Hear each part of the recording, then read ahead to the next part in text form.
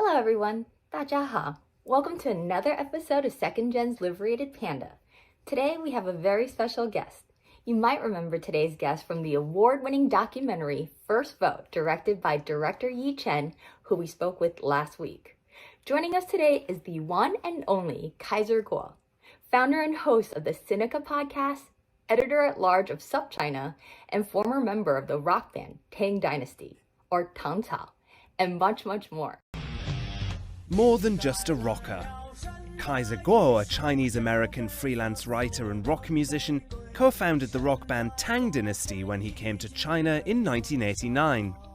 Later, in 2001, he built up another band known as Spring and Autumn, which was an ethnic-oriented heavy metal rock group. It was also then that he started writing a column for the English-language magazine The Beijinger, a role that lasted 10 years. In 2007, Kuo began taking on top communications roles with Ogilvy. Then he joined Baidu in 2010 as senior manager in public communications. Born in the US, Kuo arrived in China in his early 20s, which cultivated a deep attachment to the country.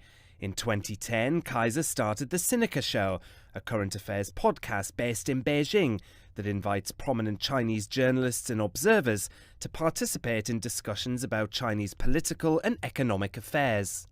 After more than 2 decades in China with his family, Kaiser Kuo has become not only an icon in China's rock scene, but also a figure bridging the gap between China and the foreigners trying to make sense of it. Hello, Kaiser. Hi, Angel. Hi. Thank you so much for joining us on Liberated Panda today. Let's kind of jump right in because there's so much ground to cover today. Sure.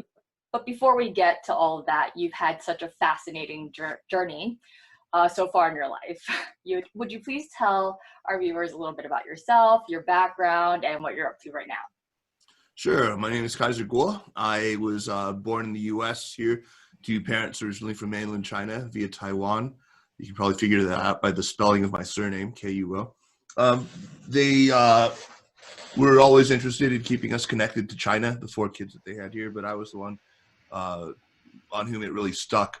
So beginning really in college, I took a very, very keen interest in the PRC. Went there a couple of times during college, and I started going there when I was still in high school.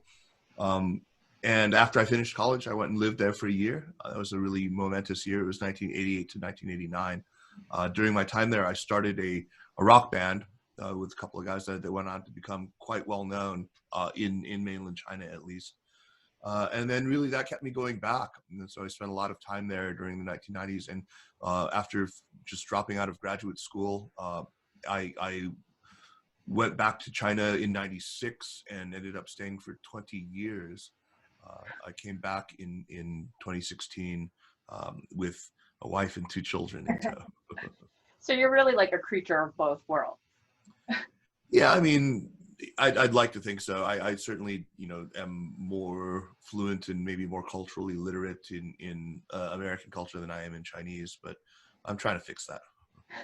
Same here. And I think you're doing a great job with SupChina and your podcast. Well, thank you. No, not at all. Thank you. Listening to it's very enlightening, and I like the fact that you have all sorts of guests on. There's like this confluence of very neutral reporting, which I appreciate, from people with very like objective opinions. So I try our best, yeah. Right.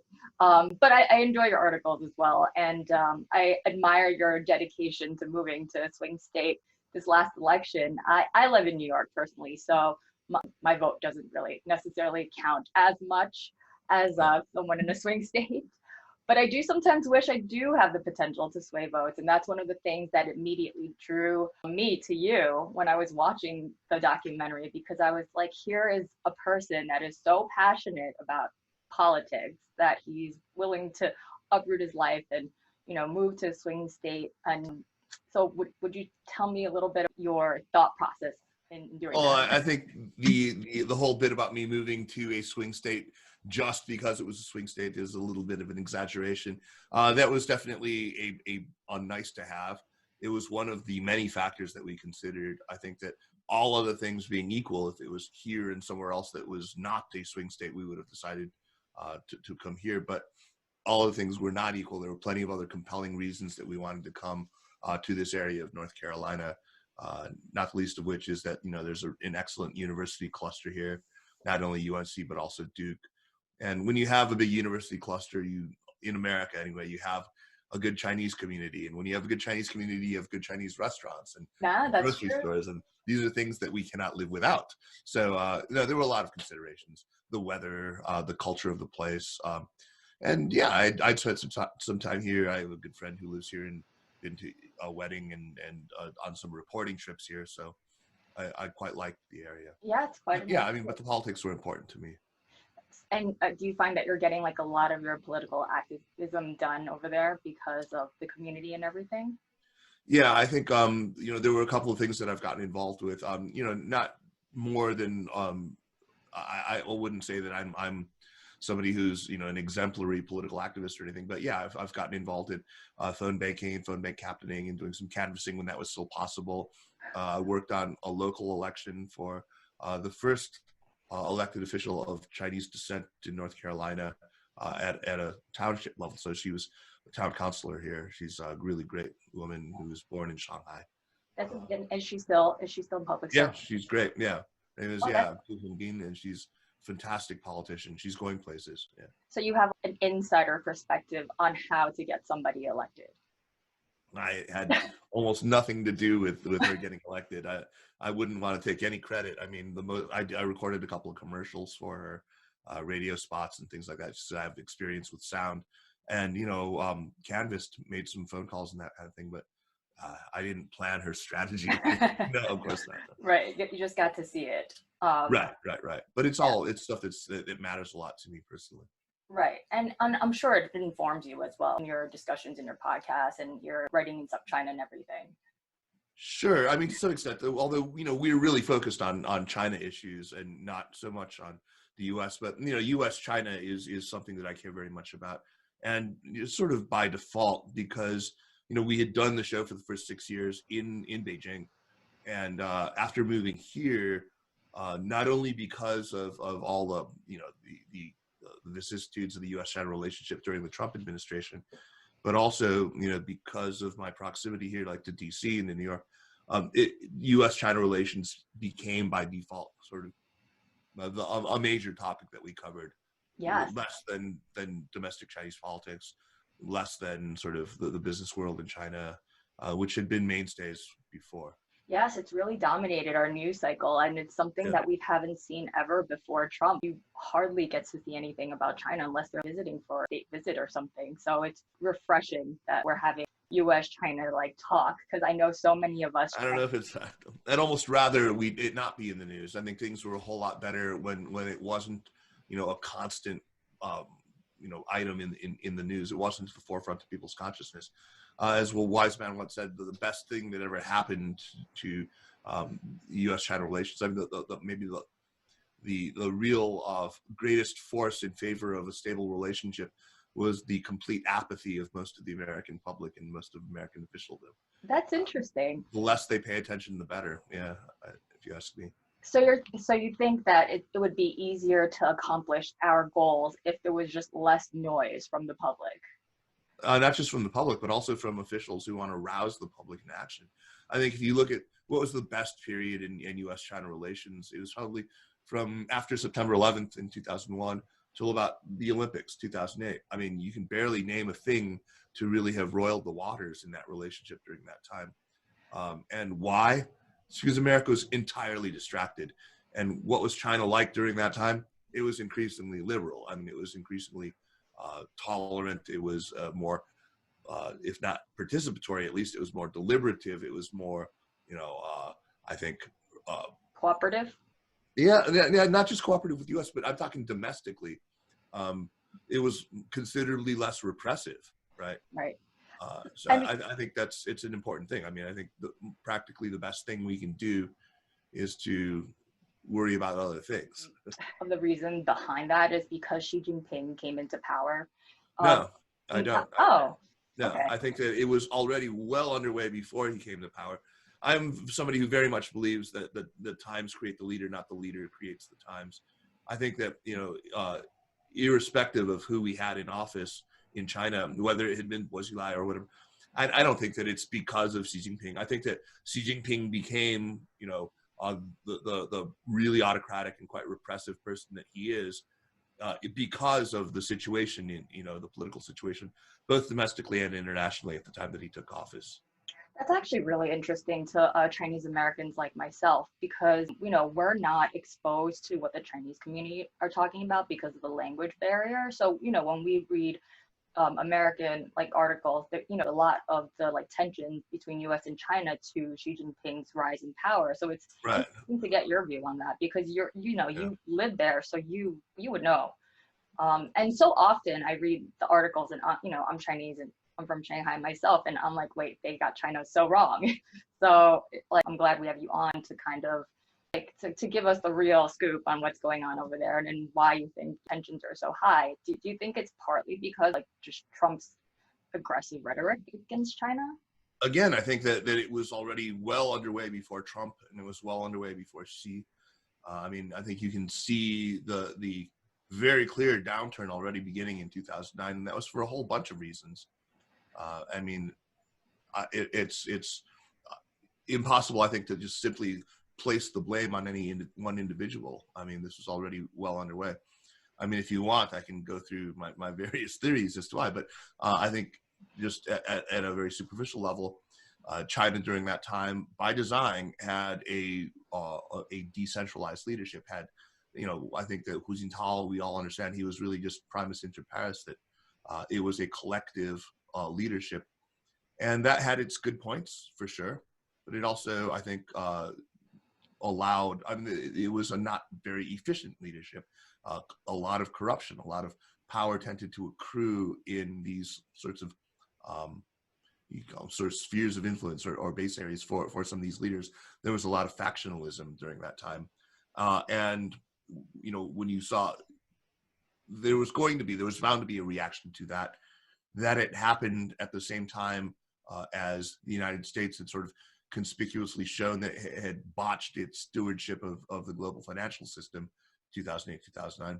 And when there was so much negative attention being paid to China that had really not really paid attention to what the rest of the world was saying about it quite as much, around the time of the Olympics, especially, since there was so much attention focused on it, a lot of things were easily amplified. A lot of misunderstandings were really easily amplified. And China, at the same time, it was sort of feeling its oats. It was feeling, way more of a sense of historical destiny at that point, feeling like it was ready to move beyond hide your power and bide your time, and to have a more active voice in global governance.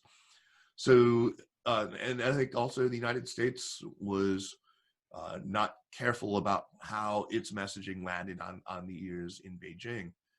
It was pushing some ideas that I don't think it understood Beijing found to be, existentially threatening. Mm-hmm. Doctrines, things like internet freedom. I don't think the United States understood the extent to which, in the context of color revolutions and the early Arab Spring stirrings, it was really sensitive to these things. It really felt like that was tantamount to calling for regime change. It feels like to me, as someone, and we'll get to your SupChina article, that everyone finds intriguing, why you think so many first generation immigrants are pro-Trump. We'll get to that, but you said something interesting, and I kind of wanted to kind of follow up on that. To me, to those of us, some of us in America at least, it seems like we left China alone for so long because Americans historically do. We don't want to get involved. Like, for instance, World War II, we didn't want to get involved until Japan bombed Pearl Harbor. When we see things like Huawei trying to build like a 5G network, and when we see China trying to expand their sphere of influence, to our detriment sometimes, it seems, and maybe intentional, maybe not intentional, it seems like a threat to us. And that's why, from my perspective, it seems like America kind of had to jump in and say, hey, listen, we need to, stop this, influence into our culture, at least, or democracy, or whatever it is. Yeah, I'm curious what you think exactly how China is meddling in or causing any kind of a threat to American It's not democracy. threat. It's more like using like these methods that, you know, like like our fear of China is like, okay, they're going to use Huawei to like steal our secrets, right? There's like we read articles where like you have professors who, you know, send critical information to, you know, China, and there's just like that sense of like the CCP wanting like kind of like infiltrating America, like They're not very. doing such a good job of it, though, right? I mean, if there are these influence operations and stuff like that, I don't see them exactly working. American opinion of China has decreased steadily as concerns over, you know, these influence operations have ramped up, which is funny because that suggests to me that they're not very good at it if they're doing it. Oh, okay. Wow, that's interesting. I mean, No, I I mean, actually I think, mean, it's not just it's true. I mean, show me how CCP's influence operations are succeeding in America. I mean, are yeah, there now legions of people who are fans and who want to replace, you know, American democracy with Chinese-style authoritarianism? I don't see that happening. I don't think that there's a major threat to our way of life coming from China. I don't think that China is trying to export its model to the rest of the world at all. I just think that a lot of that is just utter malarkey. so maybe not from like a political perspective, but maybe more from like a financial and economic perspective, right? Or an like so intellectual property theft, right? Uh, Sure. I mean that's a huge issue that we see, not playing by the same rules as everyone else. And I think if that was resolved, like if they did, you know, play by the same rules, they did have like a Is that proper. all we're really worried about, though? I mean, if it's just a matter of intellectual property theft and you know, not playing by WTO rules, that seems like our response to that has been wildly disproportionate. Now Absolutely. we've managed to securitize the entire relationship. Every goddamn thing now we look through the lens of national security at it. You know, a fucking app like TikTok suddenly becomes like this threat to national security. I mean, we're, you know, off of our rocker here. It's insane. Absolutely. And I think that's one of the main reasons why it's hard for me as a Chinese person, a Chinese American, to support Trump because, yeah, I completely agree with you. But it's not just Trump, though, right? I mean, it's plenty of people, you know, in the current Biden administration are also, you know, insist on seeing China through this national security lens, right? And have you know, gotten it into their minds that there's just some existential competition with China that it's just, to me, it's bonkers. It's utterly bonkers. So speaking of the article that you wrote, why you think first generation immigrants, Chinese immigrants, are so they gravitate so much towards Trump, I want to kind of briefly go through some of like the point items that you mentioned. I'll quickly run through the list. You mentioned affirmative action, sexual conservatism, racism, Schadenfreude, Hillary hawkishness, 真小人, and Wei Junzi. Am I saying that right? Yeah, yeah. I mean, yeah. So all of these things, to some extent. I mean, look, this thing was. I wrote this thing. What it was now. 2016.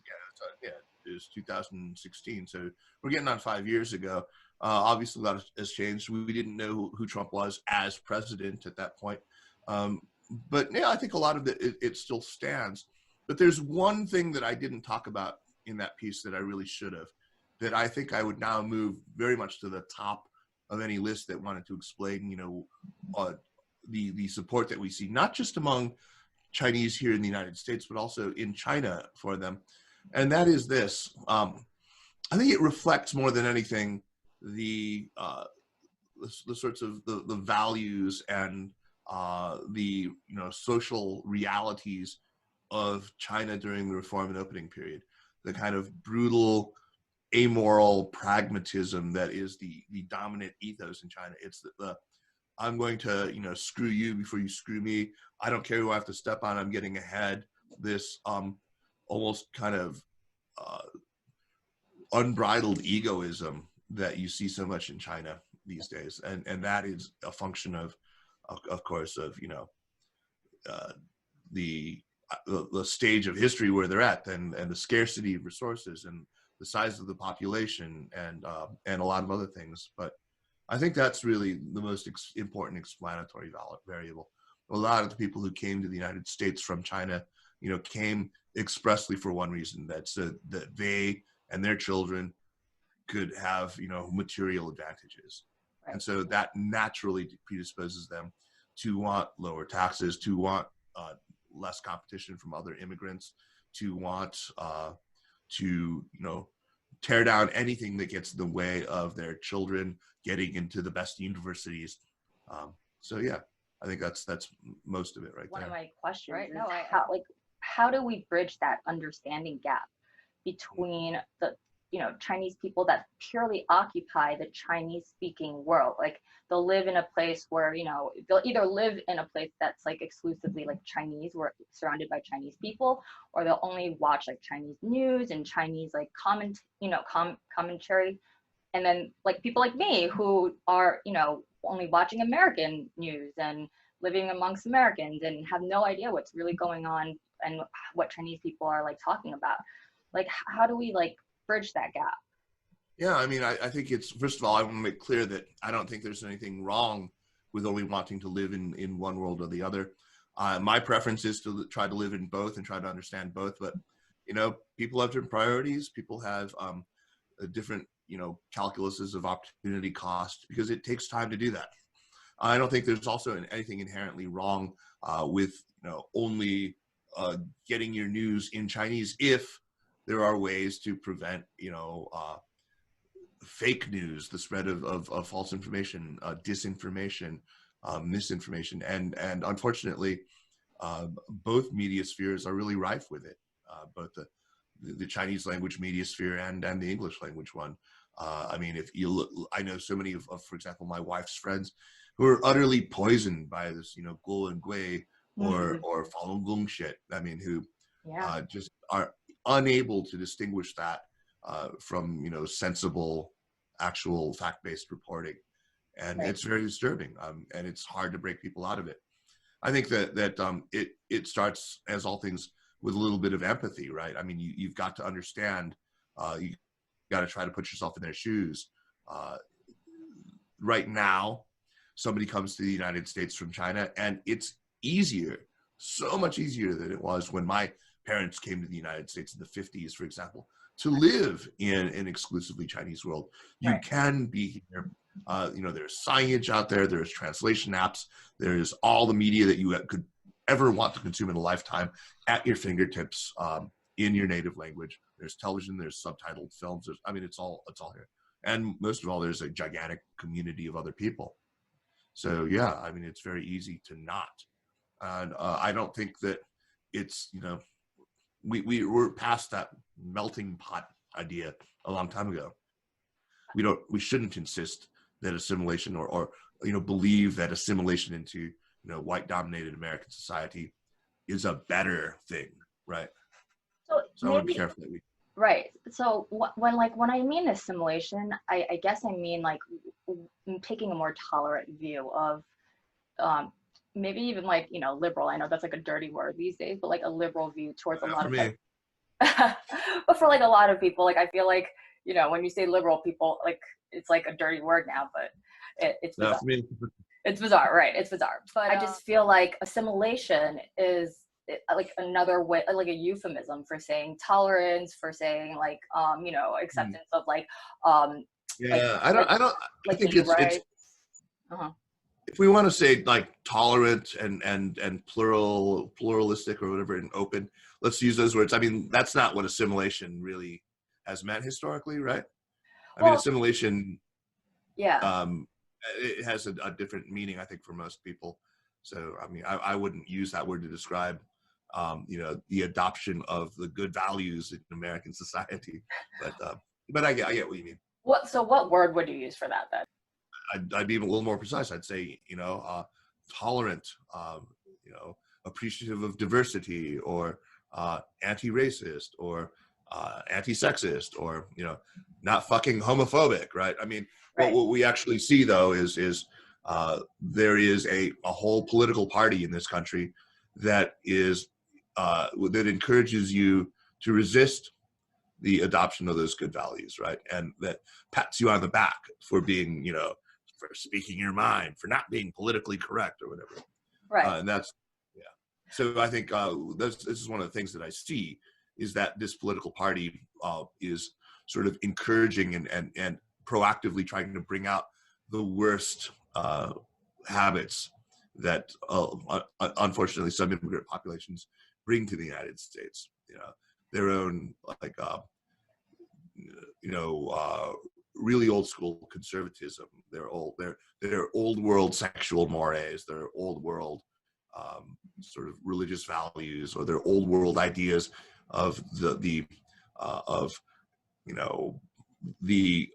unassailable place of the nuclear family, right? Right. And right. this lack of acceptance of other forms of family. So like they want to encourage that, right? Right. Or maybe like more outdated views, which is, I know, by very definition, conservatives, right? Like conservatism and everything. I'm a registered Republican. I've been a lifelong Republican. And the reason why I'm a Republican, I mean, I don't support them now, and I don't support President Trump, and I wish they would form another party. But so do I. I'd love to see that. Yeah, it would be great, because I mean, there's a struggle for the Republican soul right now, right? We're either going to go the way of QAnon and extremism, or we're going to hopefully come back more to the center. And maybe the Republican Party is so poisonous right now that it can't be rescued. Who knows, right? So that's for me, it's sad to see. But I'll tell you why I'm a Republican, and it's because I think they do a very good job of like recruiting immigrants and making them feel included and giving them like a space. And I think as a new immigrant, really? That's really strange to me. I mean, why is it then that the vast majority of immigrants who do join a political party are Democrats? I think it's because they live in like democratic cities, right? But all the Chinese people that I know are Republican. So I mean, I'm just saying this from anecdotally as to like why me and like my family. I mean, it does not accord with the statistical fact. Okay. I mean, in New York City, interesting. It does. I mean, the still overwhelmingly immigrant Chinese. I think it's like close to 70% voted for Joe Biden. Okay. Wow, that's actually shocking. All right. Did you know what the statistic is for first generation immigrants? Yeah, this is first generation immigrants. It's 70%. Yeah. Wow. Okay. I mean, you honestly would not pick up on that based on like. Well, it's because the Republicans are such loudmouths. I mean, they're the ones who are screaming on Weibo and on Weixin all the time, right? Right. I mean, yeah, they make it seem. I mean, there's not like a Chinese for Biden group that would buy like airplane whatever. I mean, they're those guys are just like weirdly fanatic. Yeah, it's almost like cultish, which was alarming to me, because I did see my family fall into that. And part of trying to accomplish with this channel is to help people like understand fundamental American values, like not values, American civics, right? Like, what is the Constitution? What is America? Start from the very basics and build our way up, and that way we kind of have like an informed group of like informed Chinese Americans, so we can actually have like discussions about policies versus other irrelevant things. So I think I'm hoping to accomplish that, and that's why I was asking you, like, how do I bridge the understanding gap? Because I know for you it's quite easy, because you have like you're entrenched in like both worlds, whereas for me I have to like Google Translate like what people are saying on Twitter, and I have to like get subtitles, and I just don't resonate as much with the Chinese viewers. So that's why like I was hoping you would like give advice as to like how you would approach it and everything like that. I think you put your finger on a really big problem. I think this is something my wife tells me all the time, is that when you're on those platforms, when you're on Weixin especially, there are, for example, let's take it'll be a group organized around something else, so say in the community around the local Chinese school, or around parenting issues or education issues. That's notionally what this group is supposed to be about. But invariably over the last 4 years, it's always turned into politics. And invariably, it's the Republicans who are actually a numerical minority, the Trump supporters, who scream the loudest, who are just, the ones who insist always on bringing it back to politics, and who, are screaming bloody murder at being deplatformed if anyone should suggest that, hey, maybe let's not talk about politics on this this group that's focused on the local Chinese school. Right. They're the ones who are freaking out about it, and that's a problem. Is that they're not hearing passionate Democrats talking about it. I mean, it comes down to personality. I mean, so much of it is personality, right? I can tell without having to speak about anything political. I can talk to a newly arrived Chinese immigrant, somebody who's been here up to 20 years, and we can talk about anything else, and I can tell just by their character, by their personality, what their partisanship is. Interesting. I mean, and it's almost always those those sort of big swinging dick businessman guys, or it's those kind of busybody women, or it's those just really kind of materialistic, always talking. They're always going to be fucking Republicans, right? Oh, and then it's somebody who's sort of more scholarly, a little more quiet, a little more studious. They're not going to be, right. It's every time. It's like that every time. Well, no, that's interesting. Well, I mean, because I mean, if you were to look at someone like me and we're talking, what would your assumption be? I'd probably guess you as some sort of centrist, right? Right. I think I'm more independent leaning right now, so, or maybe libertarian or something like that. Okay. Well, pretty spot on. And obviously you're very Democratic, I can tell. Which Unfortunately, due to the unprecedented winter storm here, New York was not spared, and we lost our Wi-Fi right here and wasn't able to say goodbye to our wonderful guest today, Kaiser Kuo. But we just want to thank him for joining us today for this wonderful and informative chat. I had a lot of fun talking to Kaiser. I learned a lot. And I urge everybody to check out SupChina.com and the Sinica podcast. I included the links in the description below. And I just want to let everyone know that because of the tensions between US and China right now, not a lot of advertisers are willing to advertise with SupChina. So one of their main sources of revenue is through subscriptions. And the subscription is $88 a month, and I believe it's lower, like $10 or lower for a monthly fee, but you can check out the pricing and everything else at the website. They also have free content as well, and you can register or not register to even look at the content. But I fully encourage everyone to support our fellow Asian American, fellow Chinese American in producing the amazing content that they've been producing, and definitely hope that Kaiser comes back and we can have more conversations in the future as US-China relations continue to develop. And I hope I see you guys here next week on Second Gen's Liberated Panda. Bye.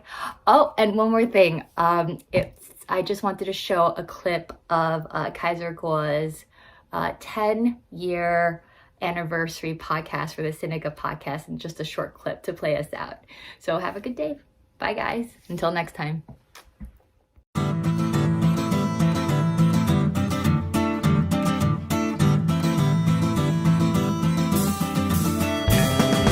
Welcome, everyone, to the Sinica Podcast special 10-year anniversary interactive podcast. We began life in April 2010 in Beijing, and for the first 6 years, it was just something that Jeremy and me did for fun. It's no less fun now, of course, but as you probably know, for the last 4 years, we've been powered by our friends at SupChina.